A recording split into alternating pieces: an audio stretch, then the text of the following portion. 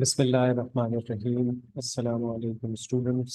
First year chemistry DJ science college के paper के MCQs के ऊपर अब हम बात करेंगे। आज इनको सॉल्व करेंगे। जैसे कि मैं आपको क्लासेस वही बताता रहा हूँ जो बच्चे मुझसे पढ़ते हैं, और अपने वीडियोस में भी कहता रहा हूँ, एमसीक्यूज़ की प्रिपरेशन का बेस्ट वे यही है कि आप कॉलेजेस के पेपर्स को क्या कीजिए, सॉल्व कीजिए, जिससे आपको एमसीक्यूज़ के बारे में बहुत अच्छे से प्रिपरेशन करने का मौका मिलता है। तो चलिए स्टार्ट करते हैं।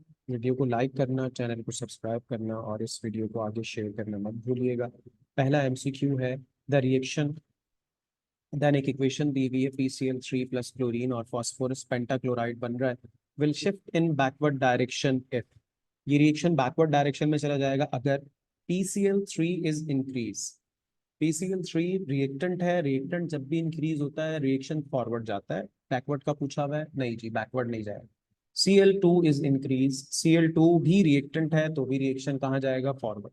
PCl5 is increase, obviously PCl5 क्या है, हमारा प्रोडक्ट है, जब वो बढ़ेगा तो रिएक्शन बैकवर्ड डायरेक्शन में चला गया, तो PCl5 इंक्रीज आंसर है। The unit of rate constant के, रेट कांस्टेंट के का आपके पास जीरो ऑर्डर के लिए क्या यूनिट होता है, तो zero order reaction rate constant के पहले तो एक बात याद रख लें कि यूनिट जो होते हैं वो वेरिएबल होते हैं। जीरो के लिए अलग, फर्स्ट के लिए अलग, सेकंड के लिए अलग, थर्ड के लिए अलग। अगर फर्स्ट ऑर्डर होता तो आंसर होता सेकंड इनवर्स, सेकंड ऑर्डर होता तो आंसर होता है डीएम क्यूब पर मोल सेकंड। जीरो ऑर्डर के लिए इसका यूनिट होता है मोल पर डीएम क्यूब सेकंड, जो कि रेट ऑफ रिएक्शन के यूनिट के जैसा ही है। तो रेट ऑफ रिएक्शन का यूनिट और रेट कांस्टेंट का यूनिट सेम होता है जीरो ऑर्डर रिएक्शन के लिए।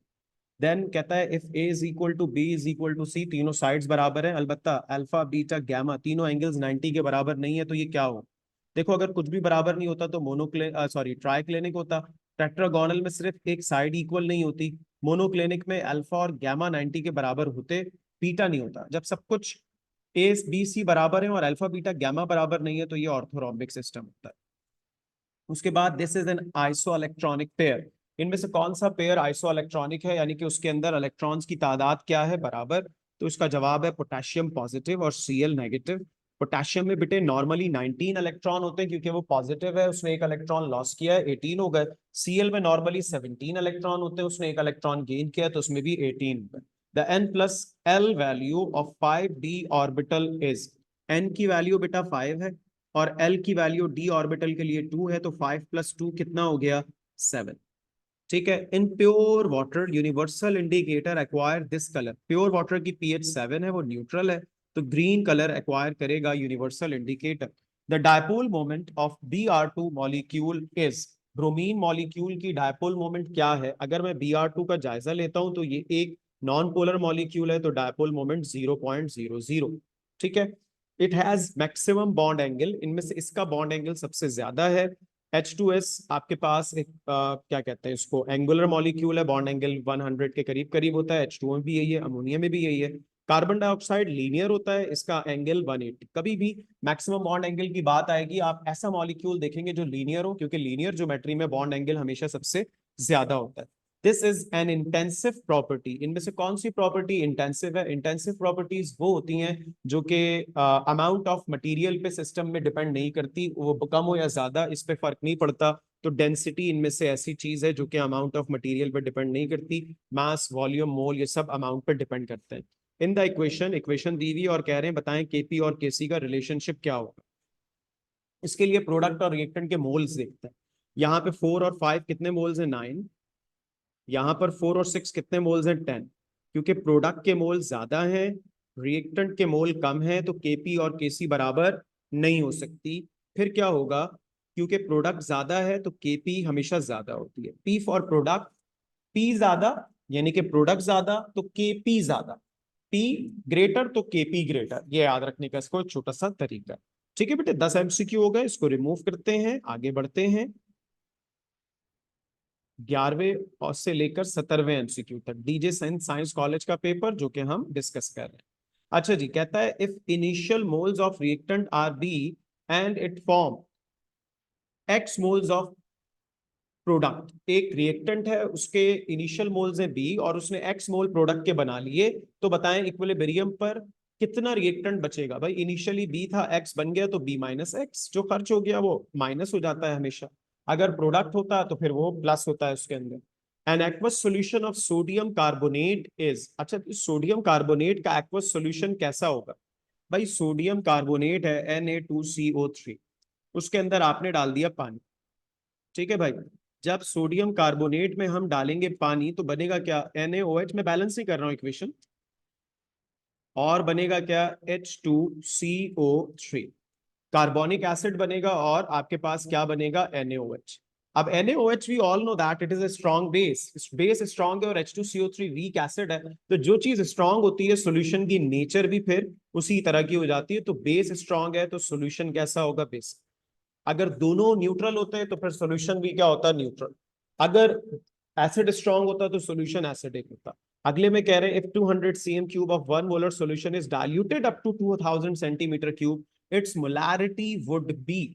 डाइल्यूशन का फैक्टर का फॉर्मूला लगेगा M1V1 बराबर है M2V2 के, ये फॉर्मूला है। अच्छा भाई, शुरू में मोलैरिटी कितनी है, 1, सही है बेटे, और वॉल्यूम कितना है 200 सेंटीमीटर क्यूब,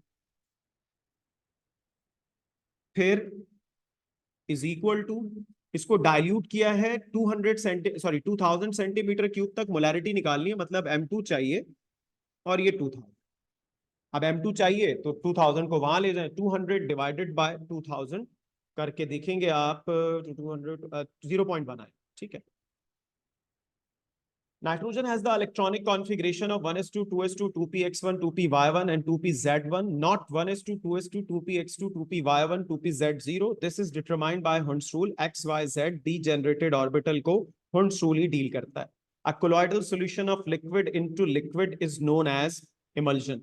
10वें चैप्टर का एंड जहां पर है वहां पे कोलॉइड्स की टाइप बनी हुई, उससे एमसीक्यू बन सकता है। मिल्क इसकी बहुत अच्छी एग्जांपल है, उसमें colloidal solution liquid into liquid का होता है।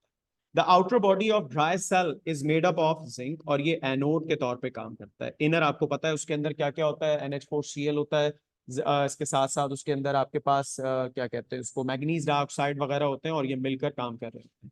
The density of methane gas at 400 kelvin and 3.5 atm, density निकालनी है मीथेन गैस की इस टेम्परेचर और इस प्रेशर पर। General gas equation PM is equal to DRT, ये फॉर्मूला है हमारे पास। अब प्रेशर कितना है भाई, 3.5। मोलर मास किसका, गैस कौन सी है, मीथेन, उसका 16 होता है, CH4 निकाल के देख लीजिए। डेंसिटी रिक्वायर है, आर की value we all know that is 0.082, और टेम्परेचर कितना है भाई, 400, ठीक है। बस 0.082 को 400 से मल्टीप्लाई करें, दूसरी तरफ ले जाके डिवाइड करें, सॉल्व कर लीजिएगा, आंसर आपको पता चल जाएगा। ये 1.7 के करीब करीब आपके पास इसका आंसर आता है। तो ये डीजे कॉलेज के एमसीक्यूज थे जो कि हमने डिस्कस किए। आई होप के आपको फायदा मिलेगा इससे। इसी तरह से और पेपर्स के एमसीक्यूज भी इंशाल्लाह ताला 1 बाय 1 हम सॉल्व करके डालेंगे। प्रिपरेशन अपनी अच्छी कीजिए इसी तरह से, और जो भी क्यूरी हो, कोई मसला हो, आप बिल्कुल हमसे पूछ सकते हैं। अल्लाह हाफिज, ख्याल रखिए अपना।